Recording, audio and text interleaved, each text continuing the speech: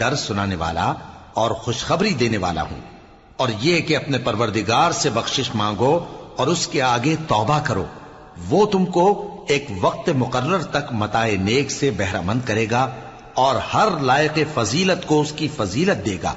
اور اگر روگردانی کرو گے تو مجھے تمہارے بارے میں قیامت کے بڑے دن کے عذاب کا ڈر ہے۔ تم سب کو اللہ کی طرف لوٹ کر جانا ہے اور وہ ہر چیز پر قادر ہے۔ دیکھو یہ اپنے سینوں کو دوہرا کرتے ہیں تاکہ اللہ سے چھپ جائیں۔